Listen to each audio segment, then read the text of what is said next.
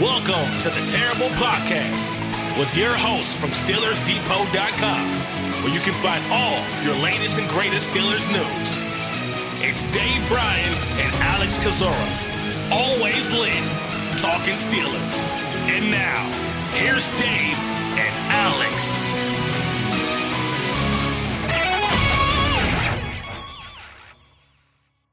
Welcome to the Terrible Podcast, Season 11, Episode 37. He's Dave Bryan. I'm Alex Kozora, SteelersDepot.com. Thanks for being with us this Friday, Steelers Nation. Dave, how you doing? Doing good. It's Ravens weekend. I tell you, first of two meetings here, and you go back and you replay in your head what all had happened in those two games last season, and obviously without Ben Roethlisberger for both of them, and one they probably should have won, and one they didn't feel like they were in not too long after kickoff. Obviously the regular season finale there, so. This is a 6-0 team, and the schedule kind of been building to this point. And, this is going to be a good measuring stick for them, I think. Yeah, you're right. Last year, I know that first game against Baltimore was close, goes into overtime, but it didn't really have that Steelers-Ravens feel in that classic sense because there was no Big Ben. So I kind of feel like the rivalry really gets pushed from pause to unpaused and resumed for 2020. So it definitely is going to be a good one. We'll preview that a little bit later in the show and make our picks. And before we get into the Ravens specifically, let's talk about the Steelers injury report. And the list had been whittled down a bit from Wednesday, where it's typically pretty long, but still some news and names of note from Thursday's injury report. Cornerback Mike Hilton with a shoulder had a limited practice, but I believe according to Jerry Dulac, he says that the team is hopeful but not expecting Hilton to play. Derek Watt looks like he's working his way back from that hamstring, although he was limited too yesterday, wasn't he? Yeah, he went the wrong direction there. Yeah, so. A pesky hamstring. And UG3, the linebacker, was also going in the wrong direction from full practice on Wednesday to a DNP on Thursday with a back injury, and he had that back injury that put him on IR last year. So depth at inside linebacker potentially being a concern, and we'll have to certainly watch his status for today. Yeah, I guess the ones to watch are kind of the ones that maybe we kind of figured could be the case at the start of the week. Of course, Ulysses Gilbert, that's concerning him being a new addition, and especially with it being back, and the back injury is what ended up costing them the second half of his rookie season there. So going to be interesting to watch what happens to him, especially because of the way they used him last week, and I guess more like dime situations there. With him, pulling Robert Spillane off the field there. Yikes! That's one of the things that you don't want to see there. Who would be the next man up? I suppose you could make an argument that Marcus Allen would be the guy.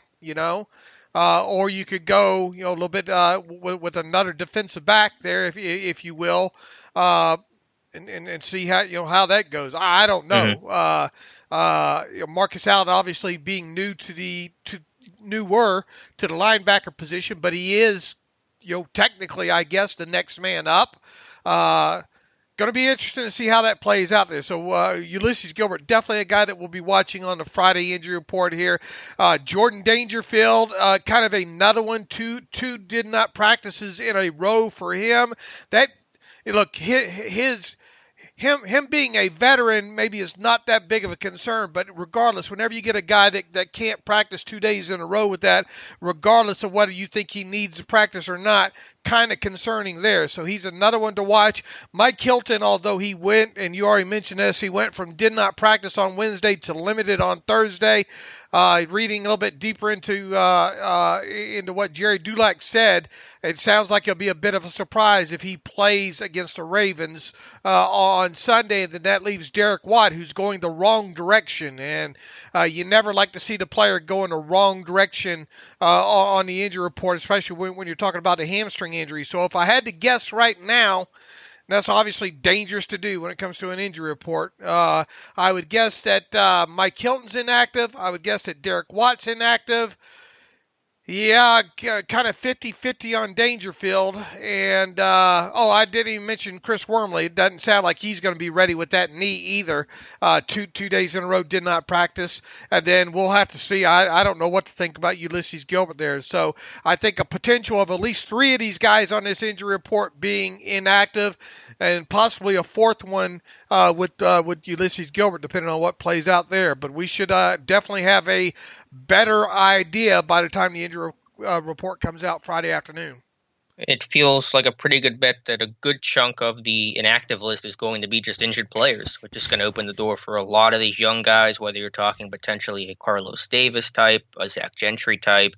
I'm not sure if you've done your projected inactives yet, but I imagine there'll be some young guys probably getting a hat this week for the first time. Yeah, do you call any of these guys up? I mean, we talked about, look, regardless of Edmunds, Trey Edmunds' situation and the whole, no free pass back. If you need the player, you need the player, Mm-hmm. Well, they didn't need him last week, though. Right. They called him up, and they ultimately didn't need him. Mondo's still on the roster. Right, but you could be short yet another special teams, or really a couple of them in Dangerfield and Ulysses Gilbert potentially this week as well too. So, I'm not necessarily calling them up because I want them to play fullback. I'm calling them up because I might need a special teams body there. And Sure. same goes with J-Ron Elliott. That could be a guy that really didn't get much burn either on 3 special team snaps I think for him. Was all it was. So a lot of the injury report that comes out later today will definitely affect the minutia the Saturday Ding, ding, ding. the Saturday minutia, if you will, when it comes to. And no, I haven't filled it out yet because I don't got a good sense yet of what this final injury report is going to look like yet. And a key point with Dangerfield, not only is he a very valuable special teams player, 6 tackles in 6 games, he is the personal protector, the quarterback of that punt team. And I'm not sure who the backup is. It may be Trey Edmunds, it may be somebody else. And so not a new punter, but the return of Jordan Berry and potentially the loss of Dangerfield for this week, the quarterback of that team. A lot of newness-ish there that is of slight concern. Yeah, it makes you wonder, too. Look, this is a Ravens team, too, that they play in that coached by a former special teams guru, right? Point.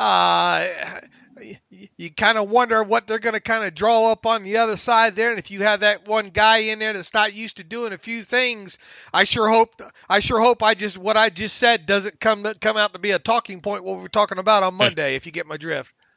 So if UG3 does not play, who do you think works as the dime linebacker? Is it Marcus Allen? Is it Sean Davis? Somebody else? Man, that's a great question. And not having any preseason or training camp, I don't know how to rightfully answer that. I have no clues. Maybe you're split between the two. Maybe you do a little bit with both of them there. Look, Sean Davis knows the defense inside and out, or should. He's obviously played down a lot lower in the box a lot during his career as well too. Marcus Allen obviously not so much. I don't know. I don't know how to give a good answer to that. To be honest with you. Yeah, that's why I'm leaning Davis for the reasons you mentioned, although you could argue Marcus Allen is arguably the better tackler, although the sample size is small and you want to be a good tackler against Lamar Jackson in this Ravens offense. So my guess is Sean Davis, but hopefully UG3 plays, and we'll cross that bridge if and when we come to it. All right, and for Baltimore, Mark Ingram, what's Mark Ingram's status looking like this week, Dave? Yeah, to going into the week, and with Baltimore coming off of the bye, I would have probably, kind of hear John Harbaugh hee-haw and dance around it and not want to give away too much info or whatnot. I still would have bet that Mark Ingram would have been will be good to go this week. But I tell you, the first 2 practices so far this week, he's been DNP. And whenever you're coming off, a bye week like that, and you would have thought that he would have worked by now. Now he falls into that, obviously, that veteran classification that do you just rest him as much as you can and not worry about him missing the practice time? I suppose that very well could be the case. Look, this isn't his first rodeo, and all the key is just to get him healthy. So, but even so, two in a row, I don't know. Well, he's going to be a guy that you circled today to see what happens there. Even if he does not practice, if he's listed at questionable, probably a good chance that he ends up playing, that ends up being a game time decision on him. So I don't know what to think about him. I would think where the Ravens think or where they sit right now, and obviously having Gus Edwards and J.K. Dobbins, and why risk it with him? I realize it's an important game, a division game, and all like that, but you still got a whole half a season ahead of you. So if he's not 100% on that ankle, I'm not sure if I risk him this week. We'll see what the Ravens think. The other interesting aspect is Jimmy Smith going the wrong direction for them with that Achilles. This is the cornerback version of James Conner, right? I mean, as of late, the guy gets to the middle of the season and just starts having issues there, and it's usually been foot and I think Achilles or knee with him in the past as well too. They have a good cornerback crew, and obviously that cornerback crew is even better when you talk about Jimmy Smith being the third wheel of it there. So if he's not in there, I think that could end up being huge in this game because whoever draws him, look, we think that they're probably going to use Marlon Humphrey to kind of follow Juju around, right? Well, that's how it's happened in the past, and he's certainly a guy that can bump inside, and he covered Tyler Boyd 2 weeks ago. I just wonder if that's still going to be the plan, or if they're going to try to change that up because Juju's not always been the top threat, so possibly, but I'm not 100% confident that's going to be their direction. Well, anyway, whoever you get matched up on Jimmy Smith, that could be the matchup on Jimmy Smith or whoever's trying to replace Jimmy Smith in this game. Jimmy Smith's not the same player that he used to be. Right, right. Still a good player, and look, if he's playing on a hurt wheel on top of it with somebody, with either Deontay Johnson or Chase Claypool. Yeah, hey, I like my odds there, and I really like my odds with if anybody has to replace him as well too there. Look, make no mistake about it, Marcus Peters is a fine physical cornerback. Marlon Humphrey, really one of the game's probably most underrated young cornerbacks right now. I mean, he's starting to get a lot more respect now, but we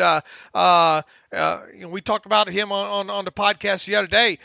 Peanut Tillman Jr. on top of it. That guy will knock no ball is safe either caught or in the air against him so far during his career there. So, but long story short, it sounds like Ingram's the one we're going to be watching on Friday. Sounds like Jimmy Smith's going to be the one, another one that we're watching on Friday. Brandon Williams was not injury related. It just seems like they gave him some rest, and the rest of the guys on their injury report seem more than likely ready to play. And it does seem like that their right guard is going to be rookie Tyree Phillips, who's one of those guys that practice in full. He's a former tackle at Mississippi State, kicking inside. And I think Stephon Tuitt is going to welcome Tyree Phillips to the NFL. He's been playing this year already, so this is not his first start, but I think Tuitt's going to have a big day. Yeah, going to get him a little bit some Tyson Alualu and some Stephon Tuitt, and Stephon Tuitt should be playing out of his damn mind. I mean, you want to talk about? We talked about if Stephon Tuitt can pick up where he left off in week 5 or week 6 whenever he was injured last year, because quite honestly, you could have made at that time a very nice argument, I think, with tape to say that he was no disrespect to TJ Watt, but he was right there in the running for maybe defensive player of the year for the Steelers side of things there, the way he was playing there. Now, obviously, the way Watt played, from there on out, it probably wouldn't have mattered and all, but Tuitt was playing that good, and he's kind of, other than him losing his feet on a couple of plays so far this season, he's been out of his mind this year. Yeah, to me, he's just picked up where he left off last season before suffering that season-ending pec injury. So he's been excellent, and be sure to check out Steelers Depot later today, this Friday, for the final injury report and get some pretty big information on the statuses of guys like Mike Hilton and Jordan Dangerfield and UG3. What would be the biggest loss for them, Ingram or Smith?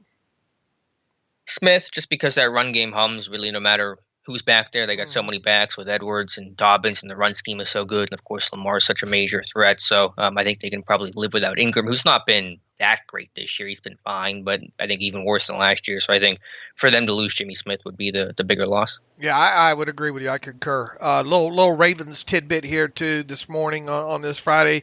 Ravens signed left tackle Ronnie Stanley to a 5-year, $98.75 million, I think, base value deal. It includes like $71 million, so they're saying, in total guarantees. The biggest aspect of that, I think, is damn near 50% of that cash flow, I think, by what does Schefter have in there by March of 2021. Let me look at the numbers here real quick. 47, a little over 47 million will be earned by Ronnie Stanley from September 13th to March 31st, 2021. So wow. You want to talk about some strong cash flow right out of the chute for him. It's in total, 5-year extension, so 6 years. So that's going to be he's playing good. I think he's only given up, what was the stat, like 8 sacks in the NFL or so far for him overall. Now the guy's the top paid tackle in the league there. So huge matchup this coming weekend. Look, what does Ric Flair always say? You want to be the best, you got to beat the best. Bud Dupree versus Ronnie Stanley should be the price of admission this weekend. Yeah, the Ravens have a couple of great tackles in Ronnie Stanley, Orlando Brown Jr. on the right side, who's having a great start to his career, going to probably get paid like Ronnie Stanley someday. So this, without a doubt, will be, I think, Bud Dupree's and T.J. Watt's toughest task of the season. All right, Dave, we'll talk about Ravens. Who has Watt's got the better matchup, right? Yeah, Obviously. I would say that Stanley is better than Brown, although Brown is just such a big dude. I mean, he's just hard to get around and you can't bull him. So they're different styles of tackle, different approaches, but I think overall Stanley's a better player. Right.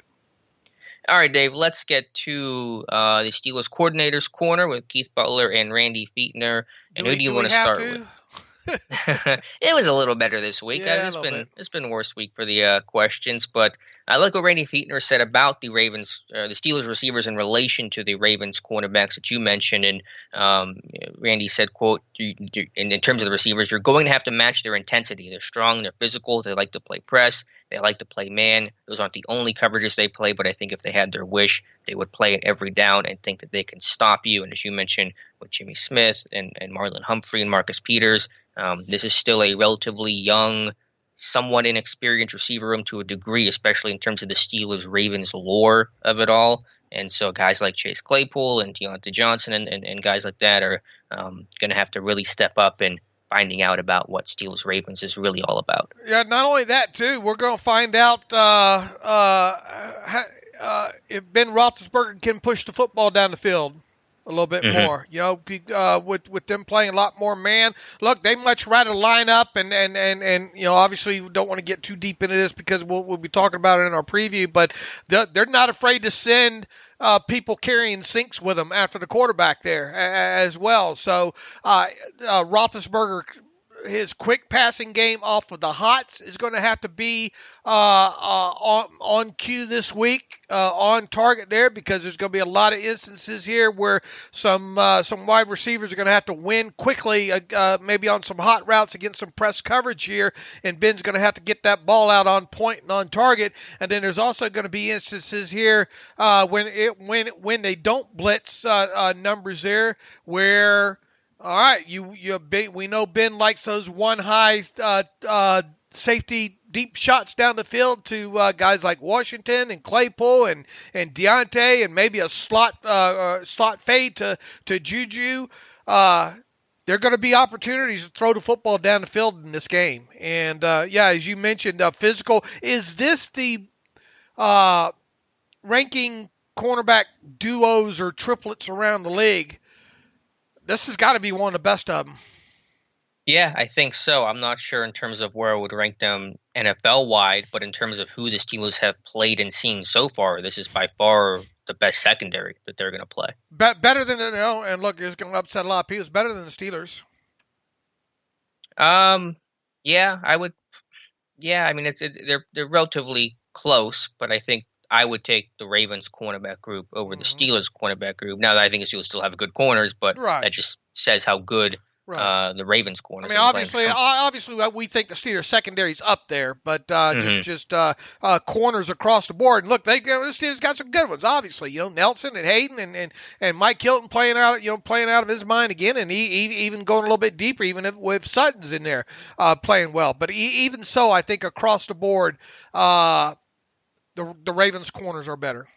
Yeah, and it's just going to be a tough matchup for sure because, as you said, Humphrey's super physical. I mean, this is the classic head on a swivel type of game, ball security, all the little detail things that Baltimore's going to challenge you. And speaking of receivers, Fichtner was asked about Deontay Johnson and how good it is to have Johnson back, and hopefully he stays healthy. And Fichtner definitely made a big proclamation saying, quote, Deontay is as talented as player we've had here. And that's a pretty big statement for a guy that's been with the team since, 2007, seen a lot of good players coming in and out the door. And, I think Johnson talked about it. I did a video for my YouTube channel on Deontay Johnson beating off coverage. And if you're going to play off coverage against Deontay Johnson, you're going to pay because that guy is so hard to bring down in space. So that change of direction, the gear up, the gear down, the acceleration that he has are all pretty unique traits that have certainly fit well in this offense, especially, as you said, an offense that may have to get the ball out especially quickly on Sunday, given how often the Ravens bring pressure. Randy hyperboling for dollars there. A little bit, but Johnson's a good player. I mean, Sure he is. obviously, and he's a talented dude, and that skill set is a little unique in that room in terms of that quick change of direction, very classic X receiver type. So maybe that's a touch strong, obviously, but the talent is legit, no question about that. Very, very good after the catch. Mhm. And nobody can really break ankles right now. I don't think. Stop on a dime, give you 9 cents change like he can. We saw that. The biggest concern maybe right now would be with that kind of ankle being probably tender. Coming out of that game against Tennessee, but I mean, we saw him bust two nice yards after the catch against the Titans there in that game, and it's been a while I think since we've seen him. When's the last time we've seen him really win down the field vertically? Well, I mean, he just barely got in the seam at all this year, so it was probably sometime last year. One of the deep balls he caught last year, I'm guessing. Right, maybe Cincinnati or something. Yeah, that sounds about right. I think there's going to be The Jets game. He had the touchdown. Okay, before yeah, that that's against right. the The Jets. Yeah, Yeah. that good call. The Jets game. That was the last time. I think there's going to be an opportunity for him to do that in this game. Look, we know what he brings in value. Short area, I think. It'd just be good to see, especially based on competition and kind of what you're going against. I think this is a big game for him, maybe to potentially win in all areas. Not only we talked about those hots and all like that. He has had the inclination in the past to kind of alligator arm some things too on some of those quicker slants, right? Kind of let up a little bit there if he feels contact's coming. So he's going to get, I think, an opportunity or two on some quick slants in this game, and I think he's going to get an opportunity or two deep down the field vertically on some one-on-one coverages. I think he's the guy that's going to have to show he can beat press coverage because I can't imagine unless there's stack and bunch looks that just naturally create soft coverage, which the Steelers would be smart to employ. I can't imagine the Ravens are going to give Johnson the free releases the way that Tennessee did. They're going to roll up, they're going to press, they're going to disrupt timing, they're going to try to take away the quick game by jamming at the line of scrimmage and inside leverage or take away slants and things like that. So when I think Fichtner talks about matching level of intensity, I think about Deontay Johnson in terms of just making sure he's really bringing his A game and being strong off line of scrimmage and defeating press coverage because Peters and Humphrey are going to roll up on you. Where does he rank on your X Factor player this week? He's probably up there. I'm not sure who my actual X Factor is. That article will go up Saturday. I haven't made a decision yet, but he's a really talented player. Again, in terms of the pressure and the hots that Baltimore's going to bring, even just the pressure looks in general, where you feel like you have to get the ball out pretty quick there pre-snap. He's going to have to make some big plays. All right. What else did Randy have to say? Not a whole lot. At least nothing that was about Steelers, some Ravens stuff that we'll kind of save for for later in the show. Nobody asked him about that. Should they have, or am I being too fickle with that end of half decision there after? And look, I wasn't. You start the week, I wasn't as hot on this until I went back and watched it. Obviously a few more times. But of all the three interceptions that Ben Roethlisberger had, I could give a rat's ass about two of them. The tip pass and the one in the end zone to Juju. And no, people keep calling that Ben throwing into triple coverage. All right, no, that was down the middle of the field, cover two, kind of a Tampa 2, red 2, if you will, situation there. And if Juju makes that catch, we're not even talking about the decision there. So stop talking about that interception there. It was a great play by the defensive back there. As Alex and I talked the other day, if you want to talk anything about that last interception, it was the fact that maybe you do a better job with the route combinations on the far side to pull out that that other deep defender more away from the middle of the field. So if that ball is tipped or whatnot, it just probably falls harmlessly to the ground, in my opinion. Now, the first interception there, the deep one, Hail Mary, if you will, was the one that I now have the biggest issue with and have really been hot on because of, I don't know what, here we go.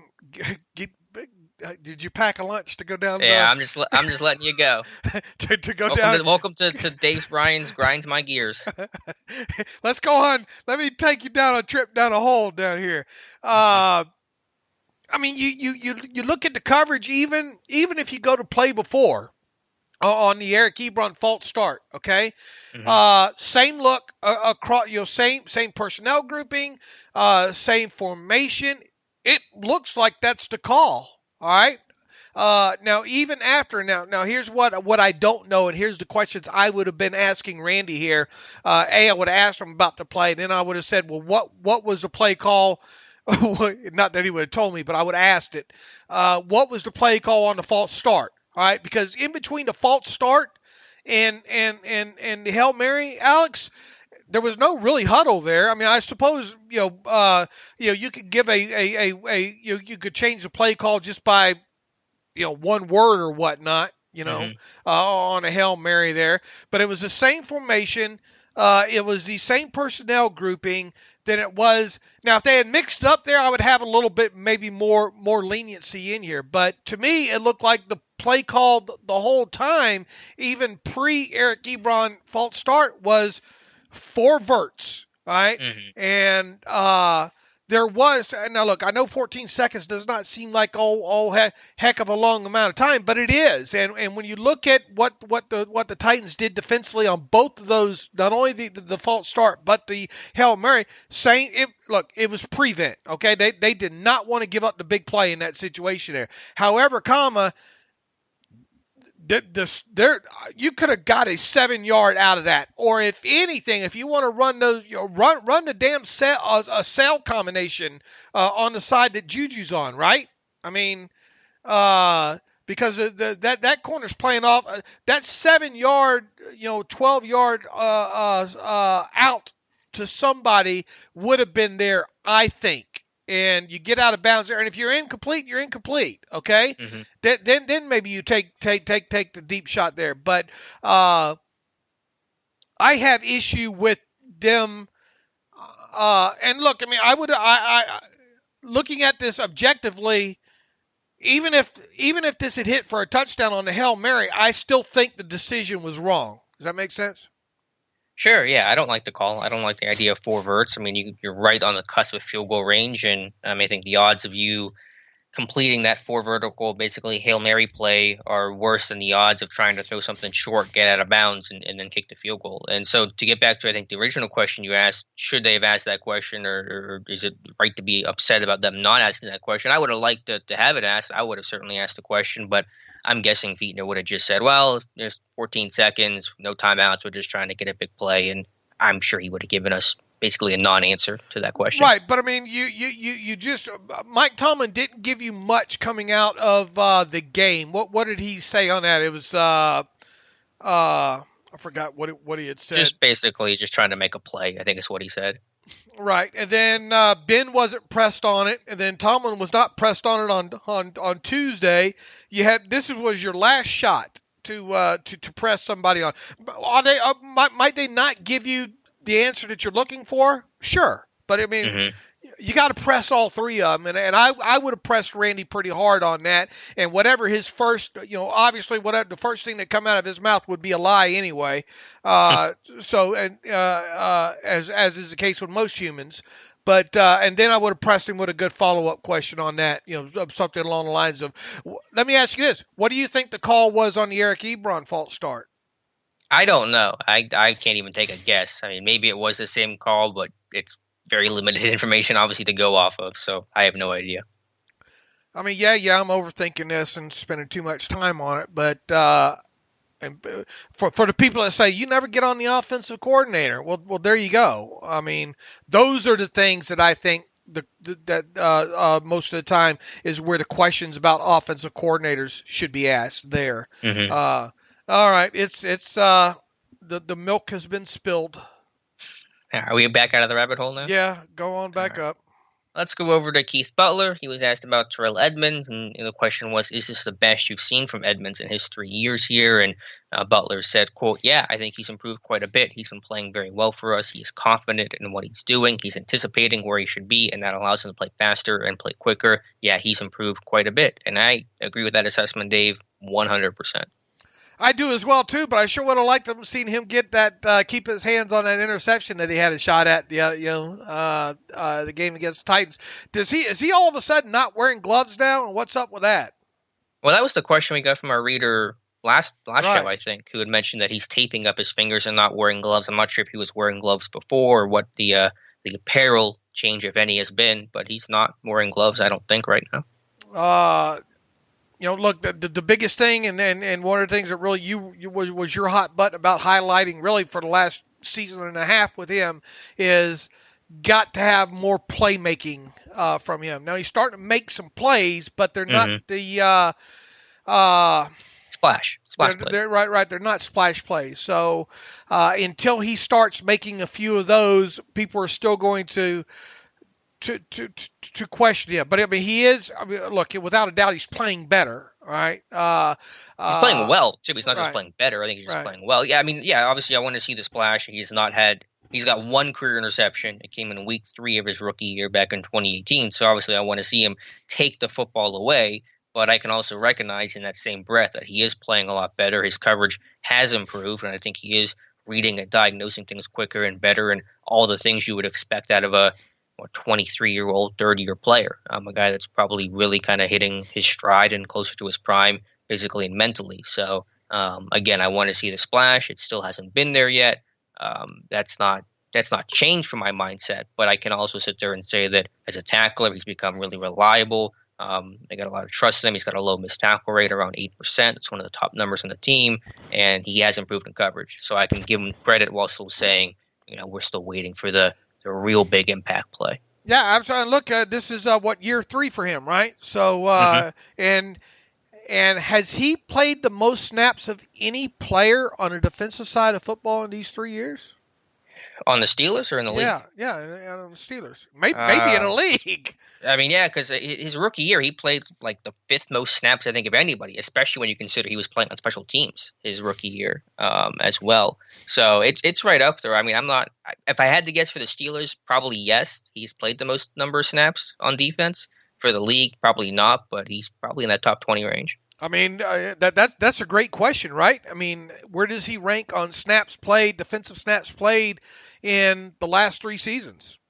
I can try to quickly look some stuff up here while we're talking about it and just give you some rough numbers. The guy's played a ton. I wouldn't spend a lot of time doing it, but it is a good question. What I'm saying is what it points to is, and with his pedigree being a first-round pick, whether or not he deserved to be a first-round pick, let's not go back down that or whatnot. But you should have a better player right now.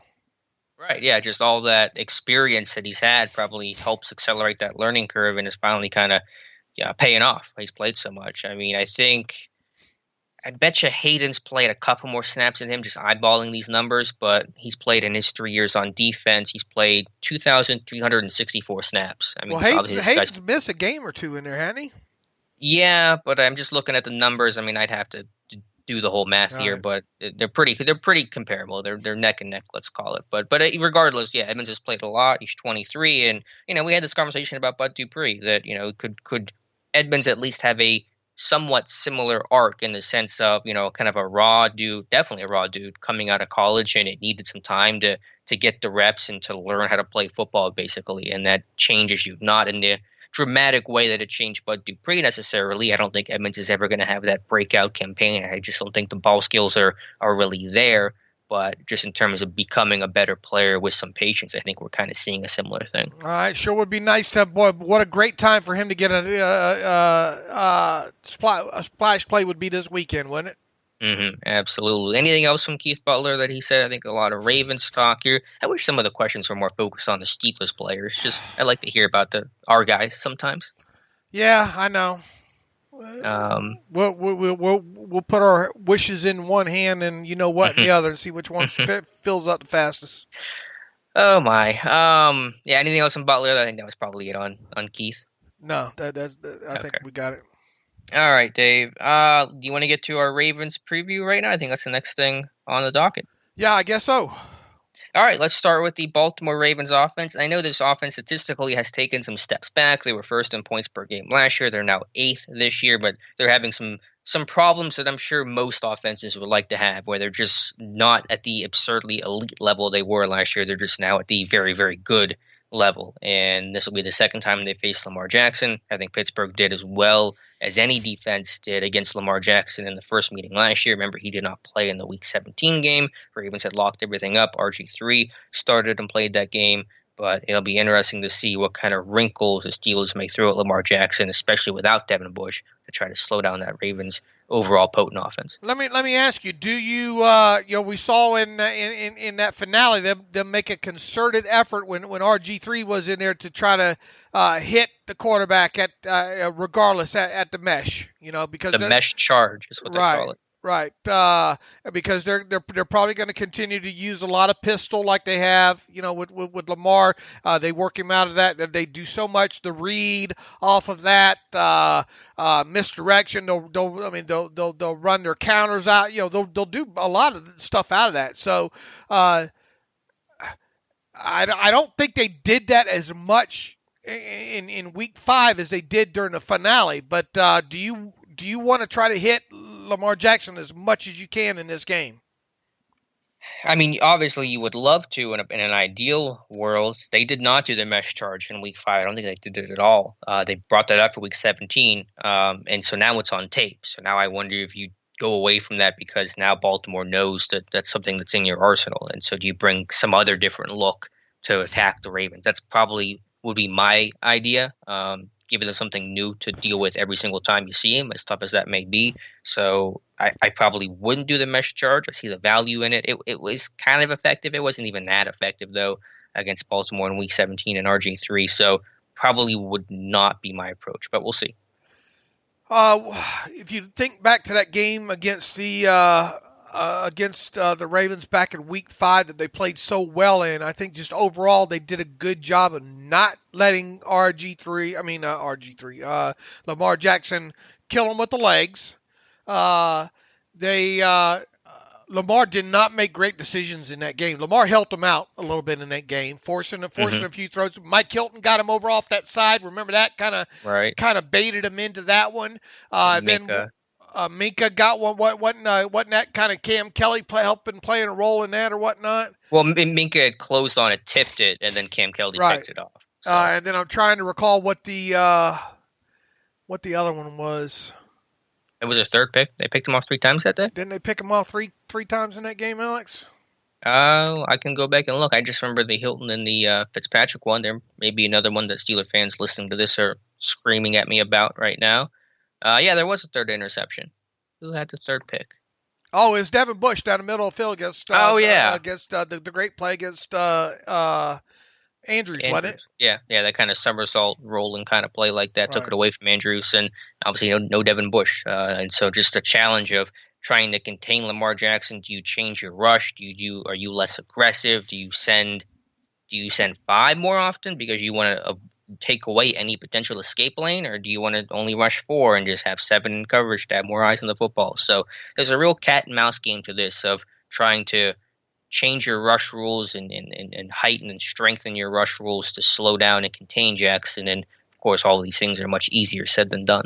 Once again, though, this should set up pretty decent with at least against the run, because they like to use those heavy formations, and with Spillane and Vince Williams, playing down there. The biggest thing that you worry about is probably the play action off of that stuff and the use of the tight ends. Because one thing that we know Lamar Jackson likes to do is throw to those tight ends. That's got not only keeping Lamar Jackson, because he will run the read and he'll try to scoot around the end on you. So that ends up slowing down that pass rush of yours just a tad. So guys like Bud Dupree and T.J. Watt, you slow them down. Those kind of things really keep them honest out there on the edge. But I'm willing to sacrifice a few sacks for not letting that guy go 40 on me. Right. Yeah, it's just, obviously the Steelers have a great run defense, and they've shut down basically every top running attack, and Baltimore's number 1 in rushing offense, and so we'll see how the Steelers handle that. But just the difference is the fact the Ravens are so multiple in the run game, combined with that ultra athlete, a quarterback the Steelers haven't faced. Deshaun Watson, he's a really good athlete, but they don't use him in the run game, in the design run game, the way that Baltimore does. So that's going to be the challenge of just, defending the entire field horizontally, defending all 53 and what is it, a half yards to stop the Ravens run game. And that's where it's going to get, I think, tricky for this front seven. Look, the way you beat Lamar Jackson is you limited him on the ground as best as you can. And you try to make him put the ball in the air 25 or more times. Mm-hmm. That's when you have the best chance against him. If they're running the football, and looking back at last year's stats against him, 70 yards on the ground for Lamar Jackson, but his longest run was 9 yards. He can have that another 70 as long as he's not scoring with his feet or busting off the chunk yardage there. And obviously the 3 interceptions, you want to talk about the Steelers got out of the stadium this past week with 3 interceptions, right? Well, you can turn around and Lamar Jackson got out of the stadium that day with 1. So we see how it can be done. And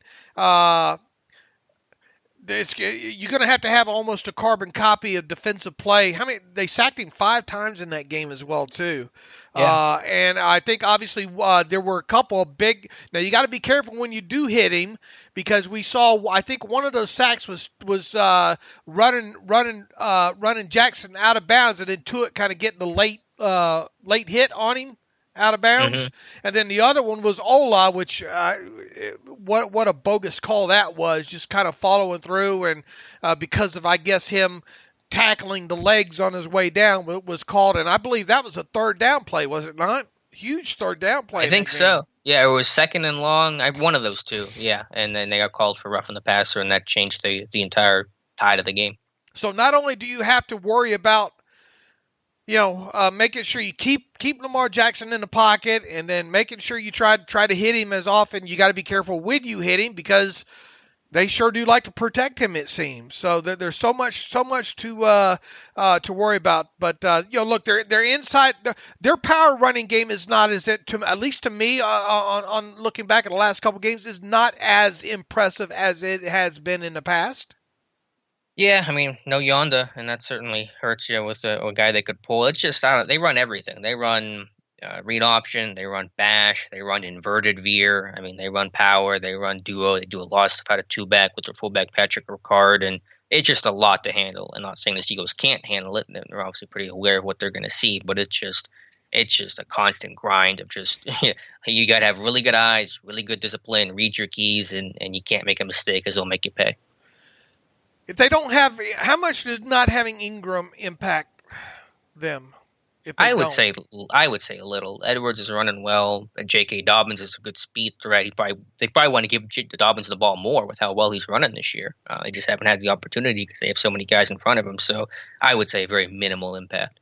Okay. Yeah. Look, Dobbins, by the way, is the 2-minute back. He's like the third down 2-minute guy, which is unusual for a rookie running back. Oh, who Dobbins is? Yeah. Yeah, J.K. Dobbins. Yeah. Look, Jackson. We know who this guy is by now, right? I mean, we've seen enough of this. I mean, he's very good. And I think he's actually evolved as a passer. I know some of the numbers may not suggest that, and I've really only watched him super closely in, I think, week 1 against Cleveland, but I think he's made strides as a passer too. I think he has, but I do think a lot of that still has to do with byproduct of, especially when they're able to run the football. Sure. I mean, yeah, they have to. Their bread and butter, their core goes through the run game. You take that away, hypothetically, it makes life that much tougher on Jackson. Right. But, I think and once again, I want to.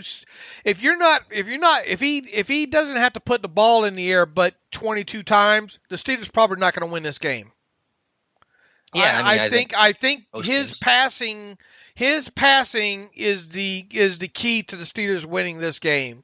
Him making mistakes in the passing game, him being forced to really press the football down the field a little bit more than maybe he wants to is the key. Because look, he is more apt to a lot of his throws are on the move, are they not? They are, but is he really making a lot of mistakes? So he's got 2 picks this year. I mean, so far he's not. That's what I'm saying. Right. You got to get him in situations where maybe you keep him in the pocket and make him try to throw in the pocket more, and then you try to get him in more of a later game situation where he's pressing to have to throw the football down the field. Do you change your rush aggressiveness this week against Lamar, and do you kind of do more of a muddled rush, let's keep contained, rather than a get after him approach? Yeah, I do. I want him throwing from the pocket as much as possible.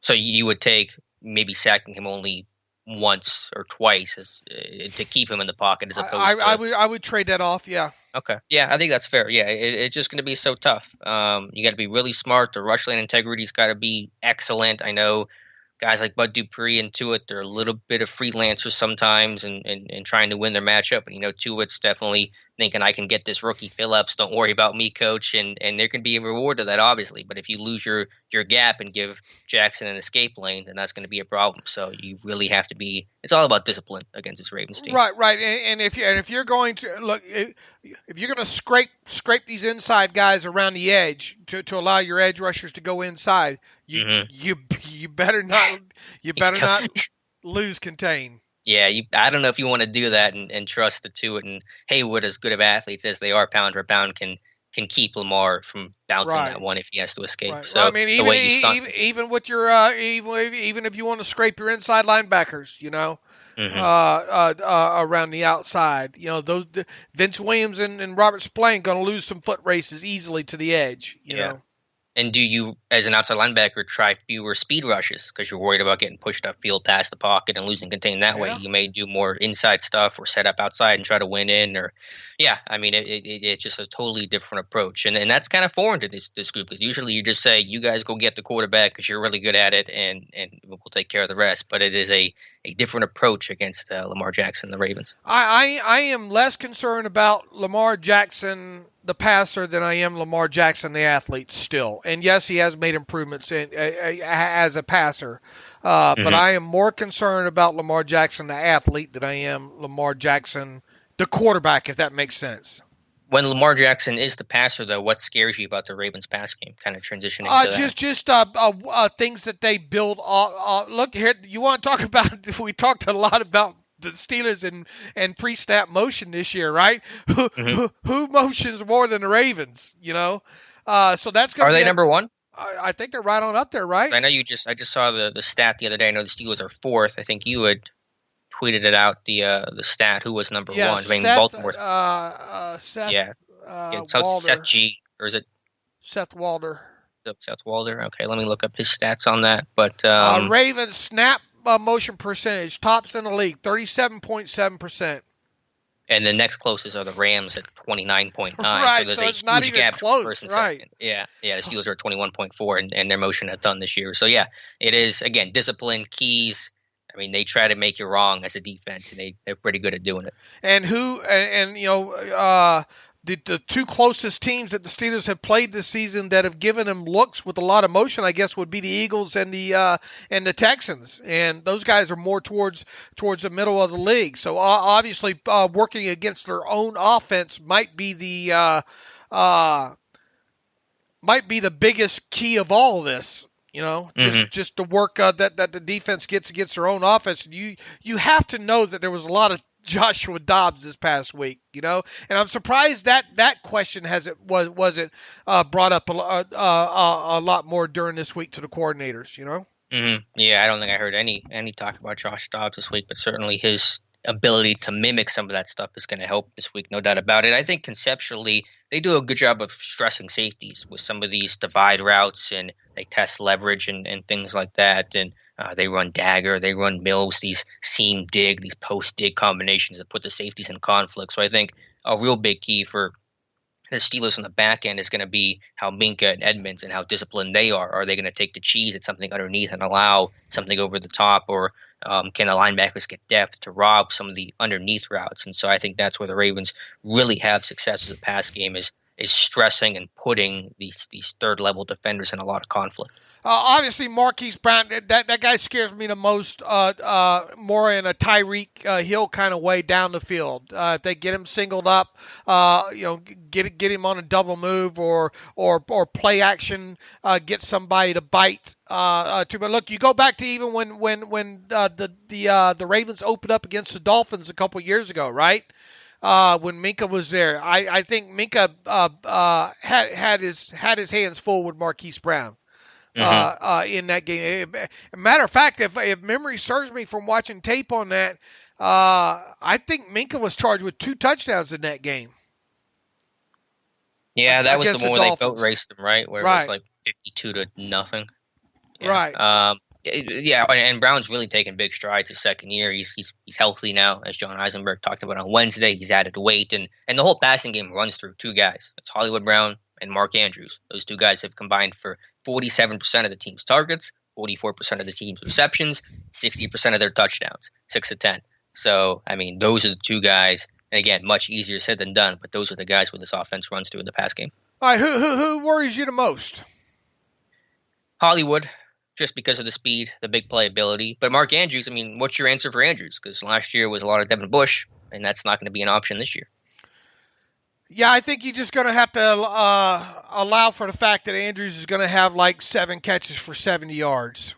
I mean, you can't stop it all, right? You're going to have to pick your poison here. And one of the main things about Mark Andrews is definitely in the red zone. I think he has five touchdowns so far, red zone touchdowns. I think their tight ends have 7 red zone touchdowns or something like. Because I know Boyle's got one where he kind of helped Jackson out. Where I got this audio? It was recent. He just. Oh, does it sound okay? You good?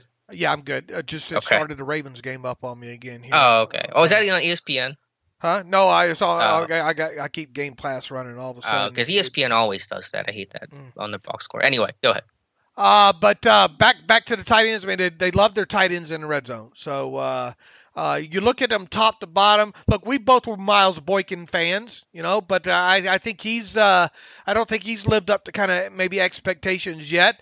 I know I was a huge Duvernay fan. I don't think and I think John hit on it with him. I don't think they're using him near as much as they probably could and should be using him in that offense right now. They used a lot of heavy personnel groupings with Andrews and Bull. Those 2 guys are obviously going to eat to some degree here. You just can't let those guys kill you for the explosive play, Mm-hmm. Right. Yeah, you got to keep everything in front. And the Steelers, unfortunately, have allowed too many explosive plays this season. It has been one uncommon issue for this defense. One guy who's going to kill this team that no one's talking about, always seems to hurt this team, Willie Snead. He's just been in the league forever, and he's never had major, huge games, but he's always catching a third down or a touchdown or something like that. I think he had 4 for 51 in the first matchup last year against Pittsburgh. And so Willie Snead's that guy that's just going to annoy the heck out of me again. Let me ask you, we didn't talk about this the other day, and I wrote about it just before then. Is it true to assess the Steelers defense so far is really being 12 plays away from damn near, I don't want to say elite. I think I used that word, but it's probably the wrong word. But just 12 plays away from being the best defense in the league this year? Yeah, I mean, sure. Let's face it, because you've got 4 double explosive plays or more, 3 of them being passes, 2 of those ending up in the end zone on you. The other explosive play was the run by Miles Sanders, which home run you. Okay, so you have 4 double explosive plays or more. And once again, it's not so bad that, it's bad that they were double explosive, but the fact that they end up in the end zone is like a double whammy against you there. Mm-hmm. And then when you look at the other 8, there are 8 explosive plays between 20 and 39 yards that have come on third downs. And a lot of those, about 5 or 6, I forget what the exact number, 8, what the exact number was on those, were like 3rd and 10 or longer situations.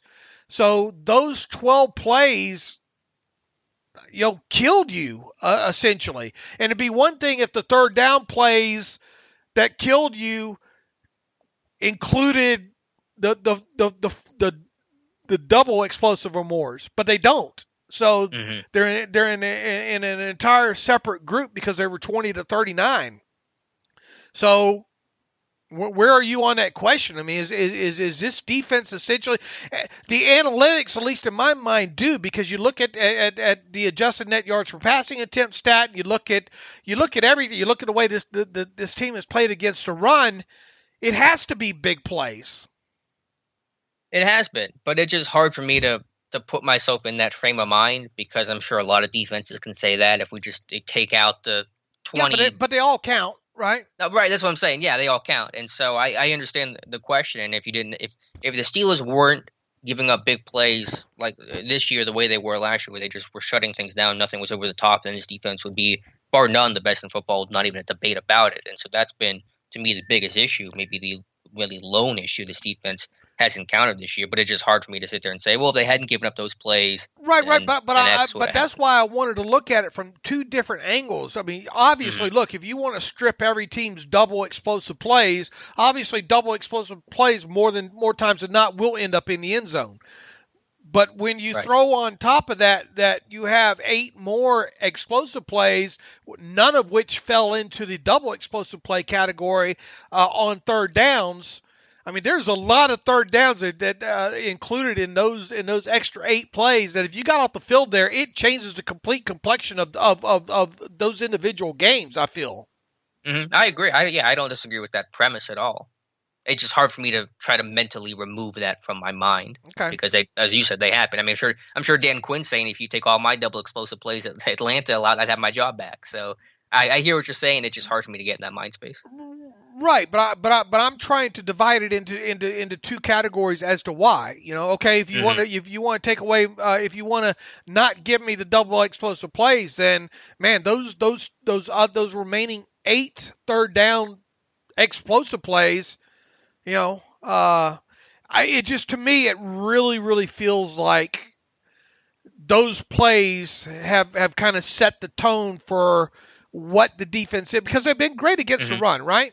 Been amazing against the run, and against the pass, for the most part, they've been pretty damn solid. Now, you would like to have seen a couple more maybe interceptions or so maybe in here, but I mean, to me, I think where we're not looking at this potentially being the defense that we thought it should be is because of the 2 different categories of the explosive plays here.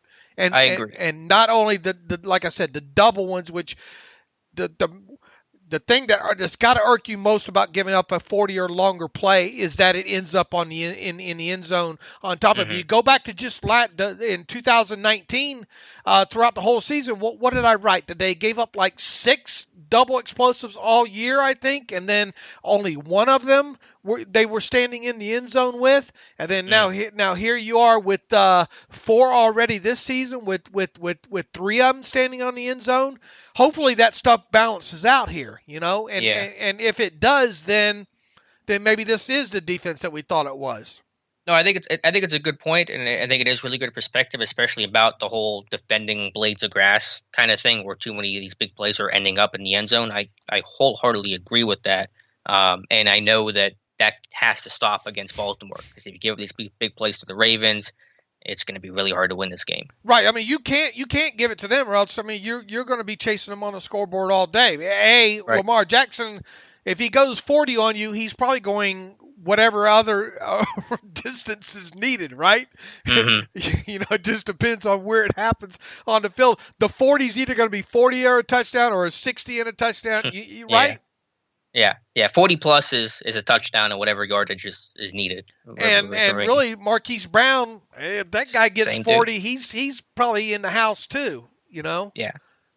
So exactly, and that means they get to set to dictate the terms of the game. Right. They get to keep their run game going. They get to have ball control and just offensive control overall. And that's where the Steelers have been in most games this year. They're the ones who are in control. And if Baltimore flips the script, then Pittsburgh's on their heels.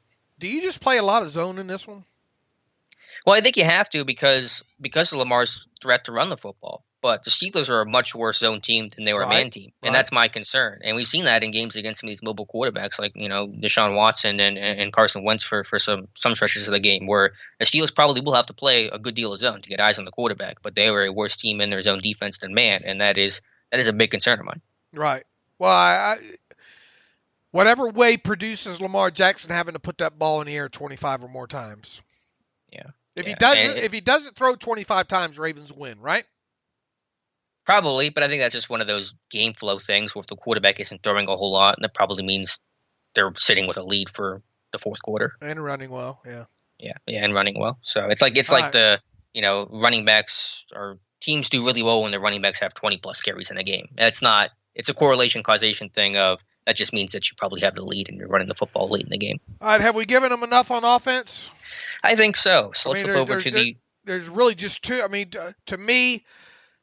You got to shut down that power run. You got to, you just can't let Lamar Jackson kill you with his feet. You got to make him throw the football, and you're going to have to let the tight ends probably get what they get. Just don't let them, just tackle the catch in front of them. And then Marquise Brown, you just can't let him home run you. Big play.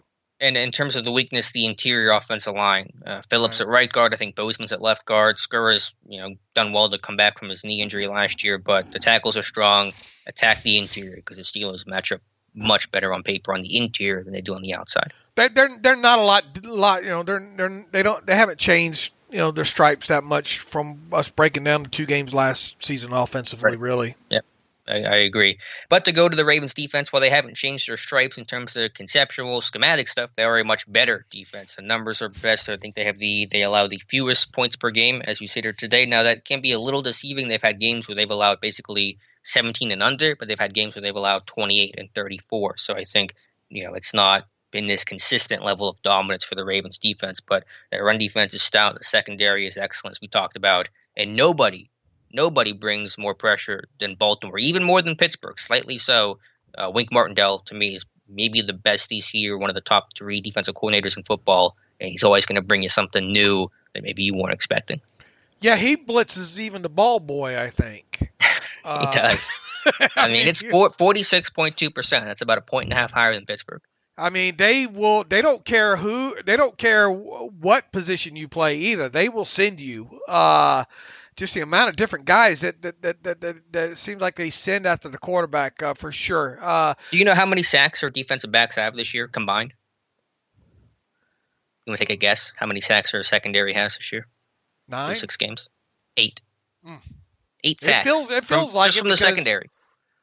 Because look, if they get you in an alarming long position, they're coming.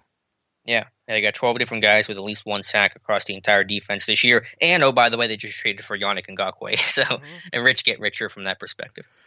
Look, I think they want Ben to get rid of the ball quick in this game. I think they want him to make those quick slant decisions in this game so they can maybe get those hands up in this one. But look, make no mistake about it. They are going to come after Ben in this game, regardless of down distance, game situation, whatever. That's who they are, and I can't see them changing that. Now, within that, there are going to be opportunities, as we talked already a little bit earlier, for wide receivers specifically to win some one-on-one battles via a quick slant, via a rub or pick route, which you're gonna have to mix these in, Randy. You're gonna have to have some switch route combinations, I think, in this one, and there are going to be some opportunities to win down the field on one-on-one situations here, without a doubt. So Ben's going to have to pick his shots, and the Eagles. If you go back and watch that Eagles game, the Eagles had some chances, especially early in this one, and they didn't secure the catch. So you're not going to get many situations where you're going to have these wide receivers got to put these balls away that are dropped in the bucket, plain and simple. You can't have drops on one-on-one situations on the outside, a la like the Eagles had. You can't have these drops over the middle with the receivers on these slants and all like that. So you want to find out how good this wide receiver crew is for the Steelers? Does it deserve to be at the top of the league? You're going to find out this weekend. Yeah, it's going to be an absolutely massive test right now, and yeah, but in terms of the blitz stuff, what I would suggest, and this has been a pretty strong tendency, and I don't often find these really strong tendencies in my scouting reports, but watch the boundary side nickel or safety blitz on third down. They do that often, almost like you can call it, and so the close side of the field, the boundary side nickel or safety blitz coming from either Deshaun Elliott or Chuck Clark, number 32, number 36, respectively. They're going to bring some heat, and they'll drop the away side linebacker. So if you're trying to throw away from the blitz and you're trying to throw hot, they're going to try to have somebody dropping to pick one. I think Calais Campbell had a tip on Mayfield a couple weeks ago, and that led to a pick. So they're going to drop guys, and you never know who's coming, who's going against this Baltimore defense. Yeah, they have. I think they'll run some traps on the outside too, right? Yeah, I mean, they throw everything at you, and as I think Fichtner said, they will play man and zone, so they're not predominantly one thing. They mix things up pretty well, but they're better playing man, and that's what they would prefer to play. They were a man-based team. They have no issue to playing full-on cover zero. So yeah, and they've played cover zero before. I mean, and how few teams do that? I mean, the Steelers do not play cover zero, so they will. They will send the house. They will test you one on. Yeah, they will test to see if you how sharp. Look, here's the good thing. James Conner normally good about knowing who and when to get. He's going to have a good game in pass protection. I don't know because of that how much you send Anthony McFarland Jr. out there on the field in this game. Yeah, that's right? Going to be dicey for Steelers Ravens. Yeah, no, it is a good point, for sure. And I think for the Ravens, they're blitzing because of a mindset, but also because they trust their corners to lock down and make a play. You don't do cover zero unless you really trust your cornerbacks to do their job. So yeah, you probably want a healthy dosing of James Conner to be able to read and key and diagnose some of these really heavy mug blitz looks that Baltimore's going to present. Much like I talked about against the Browns. The Titans last week. This is a defense I feel that can be run on, especially with some power, some pin and pull stuff that we've seen in the past as well too. I want to slow down their edges as well too in this game. I don't want Calais Campbell teeing off against my guards and tackles in this game if I can help it. Right.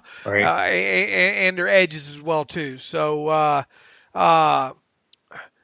I'm not so worried much about Alejandro Villanueva in this game as I am maybe a Chikwama Okorafor in this game. Yeah, I'm less worried about the individual matchup as I am just the offensive line trying to work as a tandem to pick things up and dealing with stunts and blitzes and not letting someone run through the A-gap free. And so just the overall cohesion and work as a unit is my biggest concern because the Ravens their goal is to confuse the heck out of you and just get somebody free that way, and they're really good at it. They got 22 sacks in 6 games this season. So my concern is less about one particular matchup, but just the unit working as a whole and no one blowing an assignment or not being on the same page as the lineman next to him. Boy, how did we both miss that pass off that Brian Baldinger pointed out between Filer and Alejandro Villanueva? No, I have it in my notes. I just didn't end up tweeting about it. Yeah, I saw that. I mean, yeah, they did a good job there, and that'll be tested as being on the same plane with your stunts, being able to recognize tendencies on whether a different hands down or different foot down or if somebody's kicked inside. So, yeah, I mean, the unit working together is going to be critical. Biggest act, look, I think they can run. I think they should try to run early. I think it'd be interesting to see how the Ravens, for once, have to match up and deal with all the pre-snap motion. Yeah, that's going to be a new thing for the Ravens defense that they have not seen from Pittsburgh, but they have seen it from Kansas City. They obviously see it against their own offense in practice every single day. Right. So I think they're equipped to handle it overall, but for Pittsburgh, it will be something new for them to deal with. Right, and I think there's a possibility that the Steelers they're going to have some run success, some good run success rates in this game, and so far they've gotten it. So far, James Conner's really running well so far. I think there's going to be a lot less, people that might have Anthony McFarland Jr. in their fantasy team. I would think about maybe sitting him this week. We'll see. Maybe get him out there for a couple snaps. If you get him in the game, Anthony McFarland Jr., it's because you're getting the ball in his hands, period. Mm-hmm. This is the game where you want the red light on Anthony McFarland's head, I got to say, though, if you were starting McFarland already in fantasy, you were pretty bold. You got to be a Terp fan or something. Yeah, I got a couple of teams this year just been absolutely shot at running back, man. Just one comes in and he goes down. How's your Depot League team? It's doing pretty well. You beat me last. Yeah, I took care of you last week. Ouch. Put the 100 on you, didn't I? Did you? I don't know. You beat me pretty good. Yeah. That's all I know. Tough year for running backs, though, for sure. But I think James Conner is going to be your guys. And then special teams as well. Justin Tucker, Sam Cook. I mean, they just got really good specialists. And so from a field position battle, from a who's going to kick the 55-yarder battle standpoint. They're hands down the better special teams team across the board, period. End of story. I mean, Boz has obviously been great this year, but the Ravens still have the advantage. Trying to... Yeah, who's the biggest X factor on offense for the Steelers? Ben, right? It's got to be Ben today. I mean, this time. Yeah, I might go Deontay. I don't know. I don't have a good answer for you, but I think one of the receivers got to make some big plays against these tough cornerbacks. You can't turn the football over in this game, especially give them a short field in this game. You're not going to win with 3 turnovers like you did last week against the Titans in this game. I don't think either there. So I also don't think you're going to boat race them. No, I mean these games are always close. I mean these games are always, even last year they were. The first game, Week 5, was obviously came down in overtime, a 3-point game. So they're always going to be close. That's just, I think, a law of nature right now, where Steelers-Ravens gets decided in the last 4 minutes of the game. All right. What else we have? I think that was everything for Baltimore. So before we make our Week 8 picks, already at Week 8 of 2020, let's talk about our friends and hear from our friends over at MyBookie, Dave. Yeah, let's do it. Ever since I started out, people have been asking me for advice on all kinds of things. But in covering sports, it's usually about who's going to win and what team they should bet on. Let's see. You got like the Seahawks or 49ers this week. You got Patriots or Bills. Well, the best piece of advice I can give to anyone is where you're betting is just as important as who you're betting on. It's why I always tell people to visit MyBookie. They've got deposit matches, free bets, and huge cash prize contests for you to take advantage of all season long. NFL action? Check. College ball? Check. Plus, they have a mobile-friendly website and top-of-the-line customer service, making their platform a one-stop shop for all your betting needs. MyBookie offers action on everything from championship futures to NFL in-game live betting, making sure you're covered every step of the way. Congrats if you're one of the ones to cash in on a generous early season odds on the Lakers to win the NBA championship. Sign up at MyBookie today, and when you do, use our promo code TERRIBLE, that's terrible, to claim a deposit match dollar for dollar all the way up to $1,000. It's a bonus designed to give you a little help and a head start on your winning season. That's promo code TERRIBLE for you to claim your bonus when you make your deposit. Stacked UFC cards, presidential prop bets, all the major sports, and more await you at MyBookie. Sign up today to begin your winning season exclusively at MyBookie. All right, Dave, let's jump into our Week 8 picks. I almost went with Atlanta last night. I was sitting there. I had it typed out when you told me who to take for Thursday Night Football, and I second-guessed myself and went with Carolina. I got burned for it. I did, too. It looked too easy. It was one of those that it just looked too damn easy there. I don't know what to think about the Panthers this year now. Yeah, I mean, they're going to get McCaffrey back next week, but I don't think they have enough firepower to make a serious run at things. All right, let's look at the rest of the games on the docket Week 8. We'll start with the Indianapolis Colts at the Detroit Lions. The Lions are made at least one deal, right? Just recently with the Cowboys. Look like they're trying to they're going to give it the old college try here. Well, they host a good Indianapolis Colts team that's got a pretty damn good defense still as well too. The Colts are favored by 3 on the road against the Lions. Yeah, give me the Colts because of what you mentioned. That defense has been playing fantastic this year, and so I'm going to go with Indy. Yeah, I think the Colts defense is real enough that they should be able to take care of the Lions. So give me the Colts to lay the 3 points on the road. Minnesota Vikings, you got an old school NFC North matchup here. Vikings versus Packers. The Packers at home laying 6.5. Interesting number there. That half point here. Will both teams be getting their running backs back this week? Dalvin Cook, Aaron Jones. Either way, though, I'm going to go ahead and pick Green Bay. Yeah, give me the Pack at Lambeau to lay the 6.5. I'm with you on that one. New England Patriots. Are the Patriots really in sell mode now? That's kind of what we're led to believe here, that they're going to just throw it all in right now at this point. Maybe trade and maybe get in sell mode here with Gilmore and maybe some others there. All that said, the Bills are at home laying 4 against the Patriots. Wow. Yeah, give me Buffalo. There's a sentence I wouldn't have said against the Patriots even a year ago. And yeah, could Gilmore be traded? He could, although don't ask me about Pittsburgh Steelers fans. He's not coming to Pittsburgh, despite what Wikipedia might tell you. But they're trading for boobies, right? It's a joke that most people won't get. Yeah, someone had edited Gilmore's Wikipedia to say that, and just for the context for that joke. Are we better? Anyway. Are we better with or without context? You're probably better without context, right? I prefer the context. What am I better with? Context. Am I better with context or no context?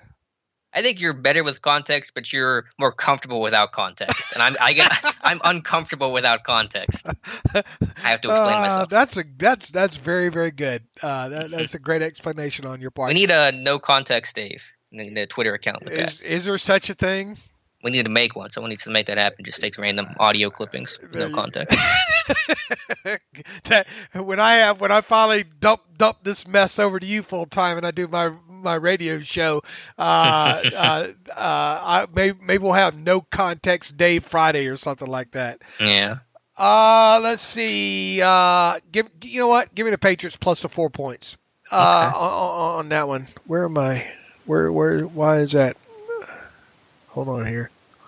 I don't know why it's not sorting by just NFL here. All of a sudden, you're getting other stuff in there. More there it goes. Yeah. Tennessee Titans. All right, Tennessee Titans at Cincinnati Bengals. Boy, the Bengals are banged up. They traded away B.J. Finney back with the Bengals too. Wow. Or not back with them, but over to the Bengals there. Tennessee Titans on the road, favored by 6. I think Tennessee's pretty angry about how things went last week versus Pittsburgh. The Bengals offensive line, I think they're missing several pieces, including left tackle Jonah Williams. I know the Titans pass rush has not been that potent this year, but I think the Titans win pretty big. Take their anger out on Cincinnati, win by 14 plus. This screams bet the house, right? I mean, yeah, it's got to be your stone cold lock of the century of the week. Right. This has to be Dave's stone cold lock of the century of the week. So give me the Titans minus the 6 points there. Although last night I would have probably made the Panthers minus the 1.5 that. Las Vegas Raiders at the Cleveland Browns. I don't know what to think about this one. Both these teams, let me tell you, the loser of this one really up against it here. Raiders on Browns at home -2.5. Yeah, I mean, first game without Odell Beckham Jr. It's a pretty big loss for Cleveland, but he wasn't dominant for them. I still like the Vegas Raiders. Just something about Josh Jacobs. I think the defense has improved. I know they're on the road, but I'm going to go with Gruden Raiders. Wow. Give me the Browns at home, later 2.5. They win by a field goal in this one. Jets on the road against the Chiefs. Just 21-point line or something? 20 points in this one. You think Le'Veon's going to be begging for the ball in this one? That's a good point. 20 points in an NFL game in the middle of the season. Alex, what do you got? I mean, I don't know. I don't know which one I want to go with here. It's one of the largest lines ever. I'm going to go with the Chiefs in this one just because the Jets are that bad, and I'm with you on Le'Veon running angry. So, yeah, I'm going to go with the Chiefs. I smell a backdoor cover somehow in this one. 20 points in an NFL game. I mean, look, this could very easily be 55-3. You know. Mm-hmm. Damn it, give me the Jets on this one to cover that 20 points. Los Angeles Rams at the Dolphins. This ought to be a pretty decent game here. Rams on the road laying 4. Yeah, on the road though, but I'm going to go with the Rams in this one. I think that they got a good couple-headed attack in the run game. Cooper Kupp, Van Jefferson's been impressive as a receiver, so I'm going to go with Los Angeles. Yeah, you do good on just not reading way too much into these lines sometimes, like I do. Mm-hmm. I'll run with you on this one. Give me the Rams later 4. Saints on the road against the Chicago Bears. The Bears are getting 4.5 at home. You know what? Give me Chicago on this one. That defense has been pretty stout. I think the Saints are. I don't know if they're going to have Michael Thomas back. It'll be pretty close. He's limited right now. I think I'm going to go with the Bears on this one. Give me the Saints on the road, cover 4.5. They win by touchdowns. San Francisco, this ought to be a good one. San Francisco on the road against the Seahawks. Seahawks at home, favored by 3. Give me Seattle. I know that defense has been a mess this year, but the 49ers losing Deebo Samuel is a big loss for them. They've had so many injuries just overall at all the skill positions, so I'm going to go with Seattle. Boy, how good is Lockett, man? It's fun to watch. What a fun player to watch, right? Yeah, I loved him coming out of K-State. Yeah. He's been, and they got a couple of great receivers. Him and Metcalf are a fantastic duo. I'm with you. Give me the Seahawks later 3 points in this one. From the Nobody Cares department, Dallas Cowboys on the road at the Philadelphia Eagles. Is Dalton going to play in this one? No, I think it's Ben DiNucci. He's going to make his first career start. Bless you. Yeah, there's a name. He's a JMU guy, I think. What's the line on this one? 9.5 Eagles. I'm going to say the Cowboys find a way to cover it, but the Eagles win. Give me the Eagles to cover that 9.5. I think we've hit all of them that are out there. The only one that we got is Pittsburgh Steelers on the road, M&T Bank Stadium against the Baltimore Ravens, 6-0 versus 5-1. AFC North battle, just as you would expect it kind of to be. All the hype that goes along with it. This really should be a damn good game overall here. Kind of line settling right where you would expect. It'll probably go off at 3 by the time kickoff rolls around. Right now, there's a hook to play with here. So the Ravens are favored by 3.5. What you got? I'm going to have the Steelers cover, but they will not win this game. I have Baltimore 20-17 in a relatively low-scoring affair. Get your hate mail ready. I know as good as the Steelers' run defense has been, the Ravens present different challenges. I think that pass game can create explosive plays for them, and that Ravens defense has improved significantly. And so close game, going to come down to the wire as Steelers-Ravens always do, but I have Baltimore winning this one 20-17. Yeah, man, so many things playing into this one. Are you going to pick against the Steelers? On the road, Baltimore coming off of a bye. That's a double whammy there. A couple. I sure would like them to have Devin Bush for this game. Yep. And even UG3 is questionable right now. Yeah, just little things, all these little paper cuts in here, kind of add up, and it's not, to me, it's not really a total disrespect to the Steelers. Just look, these are two good teams. lining up and playing a game in Baltimore with the Ravens coming off the bye. I just think all those little things adding up here is going to be enough in here.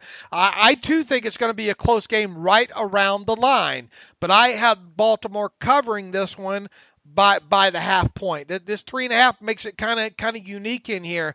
I think some sort of a bin turnover of some kind ends up being a big play in this game. Look, I hope I'm wrong on this.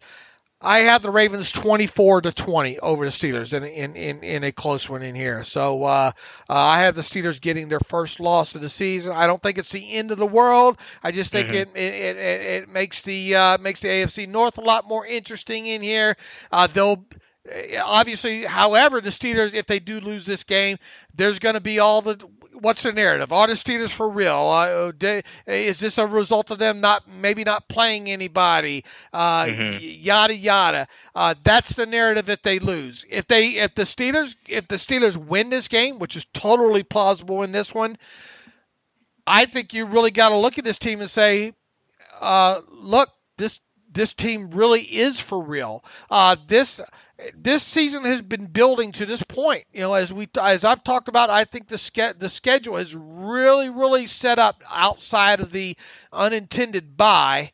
I think this is kind of built to this point. I think it has played into the Steelers' hands, their own schedule at this point. However, this whole bye week has kind of messed this damn thing up here with it, which has given the Ravens, I kind of think, an unfair advantage in here.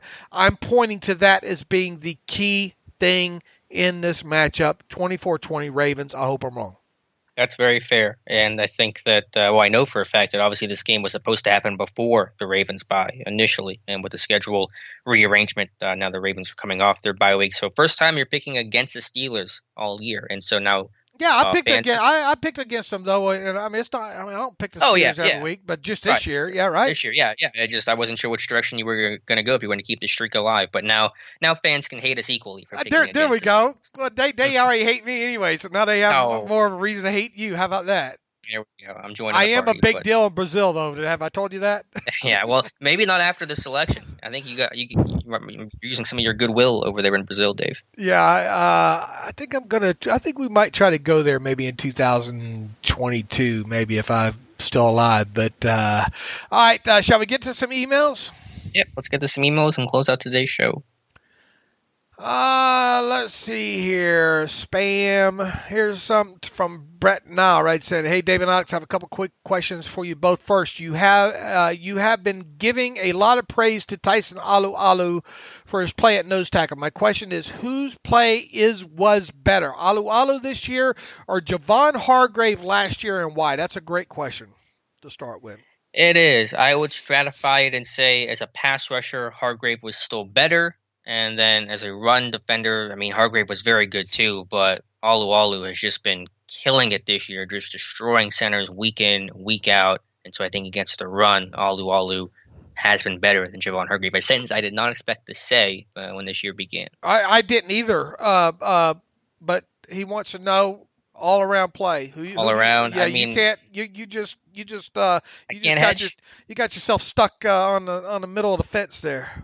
You got a wedgie on the fence right there. You got a chain link wedgie. Okay. I got a feeling that you didn't have many of those as a kid. No. Did you? I was all over the place, boy. I was getting cut, giving the scrapes, wedgies. giving them, receiving them, getting cut up by the fences, all like that. Did it all. You live in like some sort of Stand By Me? Pretty damn close. Yeah, pretty damn close. Yeah. To answer the question, I don't have a problem with that. I'm just getting into the mindset of Dave Bryant's childhood. I don't know who I would take overall. I mean, it's crazy that this is such a close conversation. Just did not expect to say this. How much recency bias plays in there too? Yeah, I'm trying to think about there were some. I mean, Hargrave was so good last year. He's only got one sack for the Eagles this season. You answer that. I can't give you an answer. Man, I think Alu has done more things on tape than we're talking this year versus last year, right?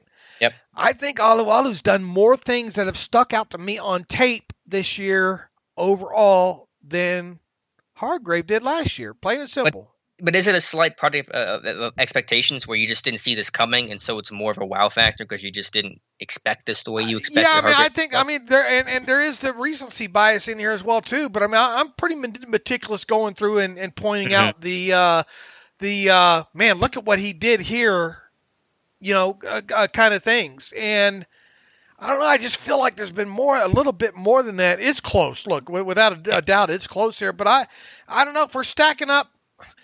I'm leaning Alu here, just by a hair. I'll lean Hargrave by a hair because of the pass rush, but and maybe slightly more versatility. But it's very close. All right. Second, are you surprised that Sean Davis has not seen the field at all on defense? I thought he might be a package player and really thought he'd get some snaps with the Hilton injury. The way I see they are currently choosing to play Lane over Davis by moving Nelson inside. Do you think that's more a positive for Lane, or is it more a negative of Davis? I'm not surprised by the lack of use of Davis overall. To be honest with you, I'm not surprised by Nelson being moved inside the way he's being moved inside. I was a little surprised by that, but I think they just want to see what they have in Justin Lane. There's an opportunity to play Lane a little bit, and maybe they just want some more cover corners on the field on third down. So I'm not shocked by it. We'll see this week, though. If UG3 can't play, then I think David has a good chance for some playing time this season. And Brett would like to congratulate me on my international stardom, especially in Brazil. And Mexico tells me I'm big in Mexico, too. So how do you like that? George Vukovic writes in, spotted. Okay, no, let's see. That's about my health. I don't want to go there. Bryce writes in, hey guys, it's Bryce. Some thoughts and questions for Jens. Dave, you sound like the old man yelling at the cloud when you get on the players paying too much attention to what they wear. Well, I am an old man that shouts at clouds. Let them show their swag. LOL. Just messing with you. Number two, when I look at the Ravens defense, I see good players down the middle, inside linebacker and safeties, but not nearly as good as they normally have had in the past. I think Steelers can control the middle of the field in this game with the talent they have. Do you agree or disagree, and why? Well, I know Earl Thomas was a loss, but as John Eisenberg said, I think they've handled that well. It's not really a talking point. Defense overall is playing well. I mean, the inside linebackers last year were a mess, so they're in a better place now with Patrick Queen, even if he's not an every down player and is making the occasional rookie mistake. I think they're just a very good defense overall, and they worked well together. And again, Wink Martindale, to me, is a top defensive coordinator that's going to bring up a whole lot of pressure packages, and they really just stretch it from beginning to end. All right, number three, one thing I don't think people talk about enough, this Ravens offense is stopping the dive play to Gus Edwards and Mark Ingram. I feel that they get that going early. It really opens up the other runs they have. Look, they'll run that split zone, and I mean they'll run it all, man. That split zone counter and all. It really opens up other runs they have with Jackson. In our scheme, is it mostly Vince and Spillane who have dive play responsibilities, or would it be more Alu? It can vary, and it really needs to vary to, again, give the offense different looks. So sometimes it will be, the nose tackle. Sometimes it'll be the inside linebacker. Sometimes they'll scrape exchange where they'll shoot Dupree or Watt down, and the linebacker has a scrape over the top. That worked probably a little bit better with the Devin Bush type, but it can work well with Vince's as well. So it really just depends. I think the key to slowing down Baltimore's offense is not doing the same thing over and over, being unpredictable, having good self-scouting. So you're always giving the opposing offense different looks. So they're not comfortable either, because the offense for Baltimore, their goal is to, with a defense and lose, make them always wrong, make them uncomfortable, slow to read and react. You got to do that back to the offense to try to even up that matchup. Let's see, what else do we have here? We got one from Jay White, right, saying, Dave and Alex, been a fan since Shazier was drafted and love the pod and following you guys on Twitter, especially during the game. Appreciate how objective you are when critiquing the Steelers. Thanks for that, Jay. Coming out of college, Deontay slipped a lot on his tape, as Dave noted after the draft. I've seen him slip a bit throughout this season. Still, is he just cutting too hard? Are you worried about this? Also, I'm thinking his injury history so far doesn't bode well for getting re-signed eventually, but it's early. Thoughts on that? Thanks, and keep on staying lit. Thanks for the email, Jay. Look, I mean, I don't know why he's still slipping at times the way he does, but he's it's just going to be one of the things. It was kind of an MO on him, and one of the things that stuck out to me on his college tape. But on the flip side, you see some of these cuts that he makes after the catch, and him cutting so damn hard, I guess, is a double-edged sword. Yeah, I think that's well said. I agree. He's just a really quick, fast feet kind of dude, and a lot of times it helps you. And the one drawback is occasionally you get a little too out of control and you lose your footing. Maybe he needs cleats. I don't know how you would imagine he's got the right kind of cleats by now. But that's one of the things that I wrote right out. But I would think somebody's been trying to work on that with him. Right. With the footwear and all like that. About him and his injury history and not boding well for him being resigned. Yeah, look, it's way too early on that right now, I think, Jay, to kind of talk about that. But I will say this. I mean, how many receivers have we seen over the years, Steelers wide receivers, that get to that second contract, lucrative second contract? Yeah, I would just say this guy's in his second year. There's still some time to go, right. But let's just wait and see on that stuff. Right, way too early, I think, to kind of worry about that. 30 points in a game. This one from Matt, Dave, and Alex. There was a lot of talk early in the season about the Steelers needing. Early in the season about the Steelers needing to score 30 or more points in a game, but only the Bears and Steelers have yet to give up 30 points in a game so far this season. So I think that's more of a comment from Matt more than a question there. Any thoughts on that comment?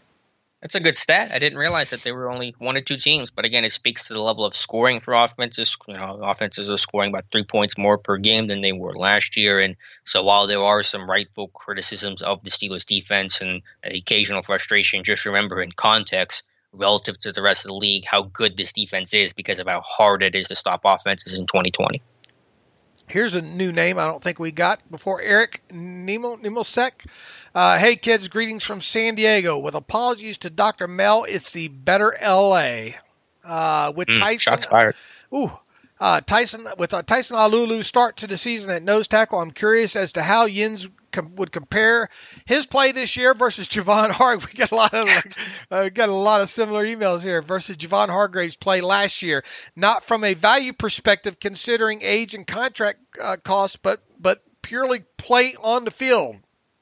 Also, for Alex, man, your comfort and confidence level on the Terrible Podcast has grown exponentially this year, and it has resulted in your distinct humor coming through in addition to your obvious football knowledge. You have me LOLing during each episode, which is dangerous as I listen while running, and I'm already gasping for air through my Rona mask. Kudos, my friend. So a little bit of props. I don't know. I think Alex is always... I think he just has learned how to kind of handle me a little bit better. You think I've learned? That lasso I got over there, I'm rolling you up in? That lasso I'm throwing over there? Yeah, I think he just or managed to walk around me better. I don't know. I've always thought you've kind of done well. Way back even filling in.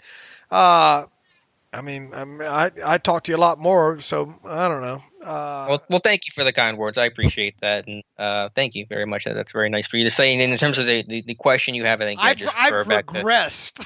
No, stop saying that. You're in your prime. Regress. I've caused you to regress. What am I, the Adam Gase of the podcast? Yeah, there you Everything go. I touch dies. Everything I touch. Yeah, you might as well trade me or you might as well give me my release like Le'Veon Bell there. You gotta have a rap. Once you have a rap album, then I'll release you. That's got to be the order of things. Well, the problem is I'm over 50 now. That's Father Time is hawking me down finally. To answer the question, like we said 10 minutes ago, I would give Hargrave the slight edge, but both have been fantastic. Hargrave last year and Alualu this year. Jeremy Miller, Dave, your voice is the literal and figurative combined voice of Steelers Depot and the Terrible Podcast. Yes, it's supplemented by all the others, but it is your vision. Many of us share in the kindred spirit, but it was you that created it. You guide it now where it would pry. Jeremy, thanks for that, Jeremy. Let's see, who else we got? Our buddy Muthina is back in the email here. If the Steelers make the Super Bowl this year, That will be the third decade Tomlin has taken a team to the Super Bowl. Has any coach other than Shula done that? Tomlin haters' heads might explode to hear it, but if the Steelers make the Super Bowl this year, that might punch his ticket to the Hall of Fame. That's a very good question. Does he still need to win? Does he need to win another Super Bowl? Does Tomlin need to win another Super Bowl to get in the Pro Football Hall of Fame? I don't think he needs to. I think a third appearance, second win would cement his status. I think he could still get in even with just one, and the same way Bill Cowher has gotten it. It just may take more time and put him more on the bubble. In terms of, I was thinking about the question of, has any coach ever taken a team to a Super Bowl in 3 different decades besides Shula? And I can't think of anyone who has.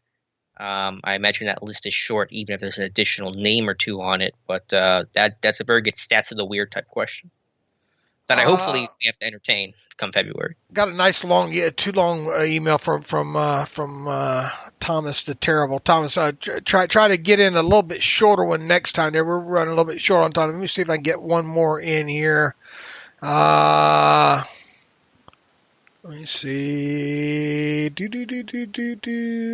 think maybe we got most of them here. Yeah, most of them. All right. One more from Jeff Berg here.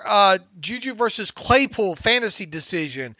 From Jeff Berg. Hey-oh, 6-0. I have a bit of a selfish question today. I have Juju and Claypool on my fantasy team. Any thoughts on who I should play this week? I'm wondering what y'all see in the Ravens D. Are they susceptible to the deep ball, or are they more susceptible to the short passes? Thanks for all you do, Jeff Berg. Jeff is in my old stomping grounds for a couple years, Savannah, Georgia. I wonder if Sharkies is still there, or Tubby's. I wonder if Tubby's is still there, out there on Tybee Island, Jeff. Let me know about some of the Coach's Corner. Boy, I could tell you some stories about that place, Alex. Coach's Corner in Savannah, Georgia. And Tubby's was a great seafood place out there. What was the other? I'm trying to remember the other seafood place out there on Wilmington Island out there. Boy, Alex, you looking for a place to go take in some historic and just a great place to go vacation a couple of days in Savannah, Georgia. Beautiful place. I'll put it on my calendar. In terms of Juju Claypool, it's so unpredictable. The Ravens, although they are a press man, pretty aggressive coverage unit, they've only allowed 15 passes of 20-plus yards. That's the fewest in football. So it still might be hard for that deep ball to work. I think if you want to risk it, go Claypool. There's a higher reward in that. Juju's the safer bet, but it is just so hard to predict right now. Just given how, just Juju can have a big game and Claypool can be quiet, or vice versa. We've seen both of those happen this year. But you want to risk it, go Claypool. You want a little safer play, go Juju. Yeah, I think that. I mean, I'm with you. It could be very, very feast or famine for Claypool. He could have 18 fantasy points in this game, or 4. Right, exactly. I mean, that is literally kind of the range, I think, with him. I think it's all dependent on and look, I think he's going to have a couple of deep ball shots in this game. If he makes you know what? He could be the X factor in this game very easily. I mean, you could very easily point to a lot of players on offense in this game being the X factor. So if you want maybe a safe 9 points, maybe go with Juju. If you want the home run, I guess it depends on what the rest of your lineup looks like there, Jeff. Boy, Savannah has an old stadium, old minor league ballpark there. Grayson, I think they call it Grayson Stadium, was one of the old St. Louis Cardinal. One of the original, going back, I think into the 40s or 50s, if memory serves me, was a kind of a AA, AAA minor league ballpark, minor league team for them for years. That ballpark, when I first got there, was really, really beautiful. And then you went through kind of the that team went through organizational change where I think they became got away from the Cardinals, and then they became like a single A team, and so the Savannah Sand Gnats played there, and then we went to a game there, and the field really didn't look as well kept, I guess because of the budget and all like that. But it got me right when I moved there. It's that the history involved with that minor league stadium alone there was worth seeing. I thought I'd just throw that out there. Savannah, Georgia, beautiful place downtown with all the squares, Abercorn, and all the squares down there. A lot of history down there. Love it if you're kind of a Civil War buff, and cemeteries there and all that kind of stuff. What was the name of the baseball team? The Sand Gnats? Yeah, Savannah Sand Gnats. How great! Minor league baseball team. Yeah, it very was. And the one thing about Savannah is they call them no-see-ums, there. And their weather and humidity and bugs and all like that was a lot along the same lines as where I'm from in Pensacola, Florida, although they have those no-see-ums. And when it get after dark in the summertime, those sand gnats will damn near eat you alive there. So that's what they call them, sand gnats, because they got it's a real marshy area there, low lying area in Savannah there. So those marshes, you kind of get those no-see-ums there, but absolutely beautiful area there. And boy, Thursday night you learn. You know what? The weekend starts in Savannah on Thursday for sure. And I'm a testament to that as well, too. Their weekend goes from Thursday to Monday night. All right. So Dave Bryan, tour guide of Savannah, Georgia. Right. Then you only work 2 days a week in Savannah, and that's Tuesday and Wednesday. That's their kind of schedule. Yeah, and boy, did I live it for a while there as well too. All right, I think that's the Chamber of Commerce owes the Terrible Podcast some money right now, Savannah Chamber of Commerce. But in the meantime, you can follow me on Twitter at Steelers Depot. Follow Alex on Twitter at Alex_Kozora. Follow the show at Terrible Podcast. I can make a radio show about the 2 yeyears that I lived in Savannah, Georgia. And be taken off air within the first 3 days for violating FCC violations. Yeah, I have to keep it clean. But where was I? You can email the show, theterriblepodcast@gmail.com. Let's see, you can, if you want to donate to the cause, go to SteelersDepot.com, hit the donate button, upper right navigational bar, make a secure donation that way. Also, if you want the best of both worlds, you want an ad-free subscription to Steelers Depot, go to SteelersDepot.com, hit the ad-free button, upper right navigational bar. For $25 for 1 calendar year, you can have an ad-free version of the site and put a little money in our pocket on top of it. Best of both worlds. A lot of people really taking us up on that lately as well, too. Alex, here's to me and you being more wrong than we've ever been wrong before about this week's game against the between the Steelers and the Ravens, and we'll be back to recap it all, whatever happens on Monday. As always, thanks for listening to the Terrible Podcast with Dave and Alex.